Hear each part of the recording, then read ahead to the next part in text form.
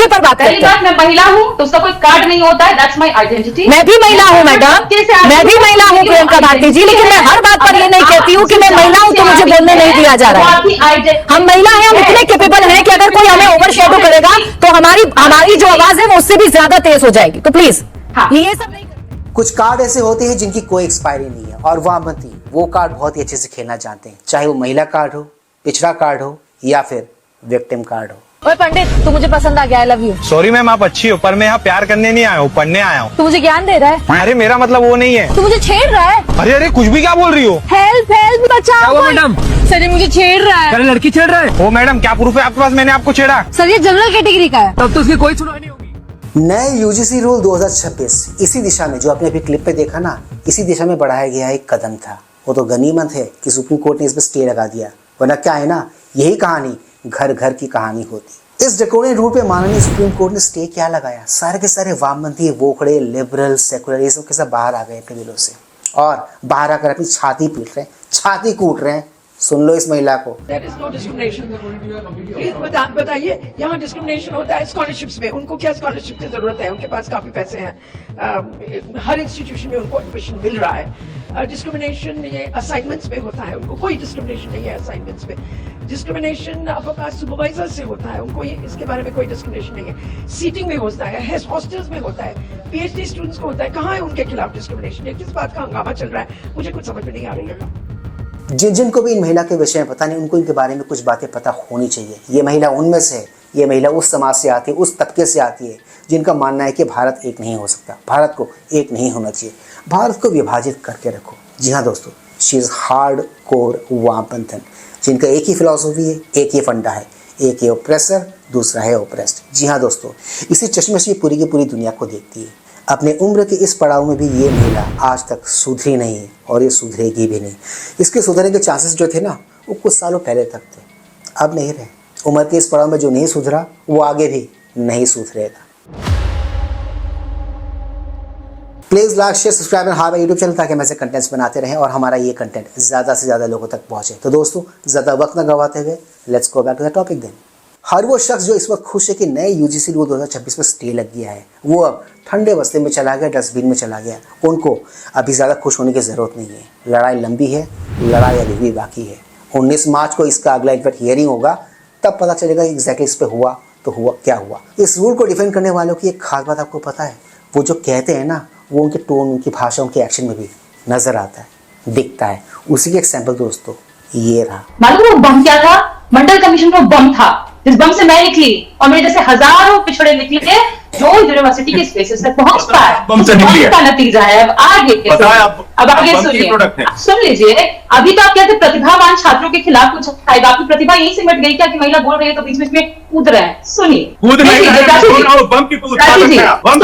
अमिताभ जी रुक जाए। हाँ बोले बोले। क्या बात करती है? सीधा आक्षेप लगा रही है। एकदम चुप, महिला बोल रही है, पिछले तबके की महिला। सुनिए, इसलिए बुलाया मुझे प्राची जी कि ये जातिवाद नहीं रहे सर, सुन नहीं पा रहा है। नहीं, इसी बात का डर है प्रियंका भारती जी, जो अभी आप यहाँ बैठकर कर रही है ना, जिस तरीके के आक्षेप लगा रही हैं, इसी बात का डर है सवर्ण समाज को, इसी बात का डर है, इसी बात का डर है। आप जानती हैं, आप डिबेट करती आई हैं, डिबेट में एक दूसरे के बीच में बोलना, डिबेट में एक दूसरे के बीच में बोलना ये अधिकार किसी को नहीं देता है कि आप पर्सनल आक्षेप लगाने लगे प्रियंका भारती जी। तो हम पर्सनल आक्षेप की जगह, हम एक महिला वाला कार्ड खेलने की जगह, हम जातिवादी कार्ड खेलने की जगह अगर हम अपने मुद्दे पर बात करें प्रियंका जी, तो ज्यादा बेहतर होगा ना। आप बोले मुद्दे पर बात करते हैं। मैं महिला हूँ तो उसका कोई कार्ड नहीं होता है, दैट्स माय आइडेंटिटी। मैं भी महिला हूँ मैडम, मैं भी महिला हूँ प्रियंका भारती जी, लेकिन मैं हर बात पर ये नहीं कहती हूँ कि मैं महिला हूँ तो मुझे बोलने नहीं दिया जा रहा है। हम महिला हैं, हम इतने कैपेबल हैं कि अगर कोई हमें ओवरशैडो करेगा तो हमारी जो आवाज है वो उससे भी ज्यादा तेज हो जाएगी। तो प्लीज ये सब नहीं। डिबेट के इस अंश में आपने आजरी प्रवक्ता को जो कुछ भी करते हुए देखा ना, एग्जैक्टली यही वाला समाज ये लोग चाहते हैं इस देश में। जीरो अकाउंटेबिलिटी, 100% बुली। जी हाँ दोस्तों, ये लोग इसी फिलॉसफी पे काम करते हैं। इनका ऐसा मानना है कि ये बुली करे तो ठीक, सामने वाला अगर इनको बुली कर दे तो वो गलत, उसके लिए ऊपर केस हो जाना चाहिए। बट हाँ, इन पर केस ना हो अगर ये बुली करे तो। प्रियंका भारती जी की तरह ही मोर वाले सेम टेक आशुतोष जी का भी हमने देखा एक डिबेट शो में। वो अलग बात है, एंकर ने उसी डिबेट शो में उनकी धज्जियां उड़ा के रख दी। वो तर्क नहीं दे रहे थे, वो कुतर्क कर रहे थे। कभी आपने सुना किसी ब्राह्मण के खिलाफ भेदभावपूर्ण कोई टिप्पणी हुई है? कभी किसी आपने ये टिप्पणियां सिर्फ जातिगत आधार पे पिछड़ों के साथ क्यों होती हैं, दलितों के साथ क्यों होती हैं? मैंने तो आज तक नहीं सुना कि जाति के आधार पे किसी दुबे जी के खिलाफ या वाजपेयी जी के खिलाफ या शुक्ला जी के खिलाफ कहीं कोई टिप्पणी हुई। आशुतोष, आपने अलंकार अग्निहोत्री का आज के सारे वीडियो देखें जिसमें वो बता रहे हैं कि फोन पर कोई डीएम को कह रहे थे ये साला पंडित क्या कर रहा है। मैं माफ कीजिए, मैं इन शब्द का इस्तेमाल कर रहा हूं। अभी जो कुछ आपने देखा सुना वो है भारत के कंटेक्स्ट में एक्चुअल वामपंथ का चरित्र, एक्चुअल वामपंथ का चेहरा, आधी अधूरी चीज़ों को पूरा करके प्रेजेंट करना। जी हाँ दोस्तों, वामपंथियों का यही एक टिपिकल स्टाइल है, यही एक टिपिकल ट्रेड होता है जिससे आप इनको आराम से पहचान सकते हो। इसी पर्टिकुलर डिबेट शो में आरजेडी की कंचना यादव जी भी मौजूद थी, जो अपने फसादों वाले बयान को लेकर सफाइयाँ दे रही थी। सफाइयाँ क्या दे रही थी?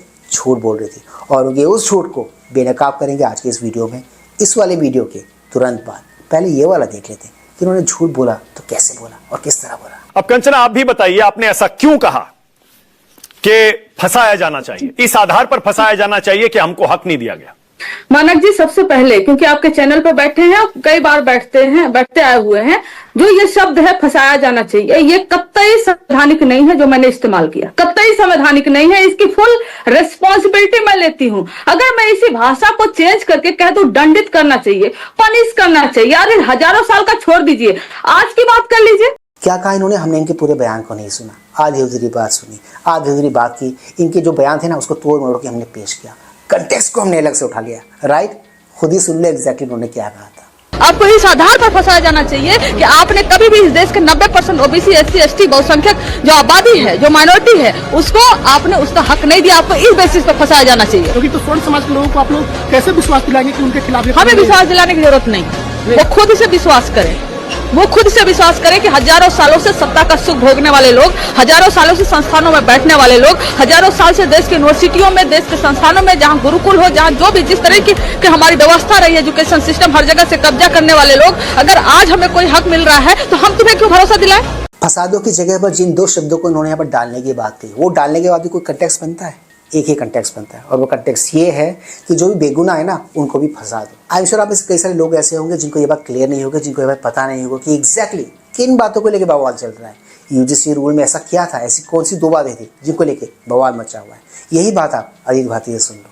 3(1)(c) में स्पष्ट है कि जातिगत भेदभाव केवल SC, ST, OBC को ही है। सवर्ण यदि अपना पांव काट ले तो दिव्यांग में संरक्षण पा जाएगा, पर वहां भी केवल लंगड़ा कहे जाने पर प्रताड़ित कहा जाएगा। ब्राह्मणों, कैंपस छोड़ो या तिलक, तराजू, जूते, चार सुनकर वो कुछ नहीं कर सकते। नियमावली के दूसरे बिंदु यानी ऑब्जेक्टिव में स्पष्ट है कि सवर्णों को किसी भी प्रकार की सुरक्षा नहीं है। वहां लिखा गया है कि केवल धर्म, नस्ल, जाति, जन्मस्थान, लिंग या दिव्यांगता के आधार पर ही भेदभाव से सुरक्षा दी जा रही है। देखो मित्रों, बाय 2047 अगर आपको विकसित भारत बनना है, आपको एक भारत श्रेष्ठ भारत अगर करना है, आपको वो सपना साकार होते हुए देखना है, तो हम सबको जातिवादी, भाषावादी, नस्लीय, प्रांतीय, जो भी इस किस्म की जो डिविजन, जो भी पॉलिटिक्स है, इस सबको ऊपर उठना पड़ेगा। ये मैं सरकार के लिए भी कह रहा हूँ, विपक्ष के लिए भी कह रहा हूँ। तो दोस्तों, आज की इस मजेदार वीडियो में सिर्फ इतना ही। मैं मिलूंगा आप सबके साथ अपने अगली वीडियो में। Anyways do not forget to like, share, subscribe YouTube channel. इससे हमें शक्ति मिलती है, इससे हमें ताकत मिलती है और इससे हमें मोटिवेशन मिलती है। कीप स्माइलिंग दोस्तों।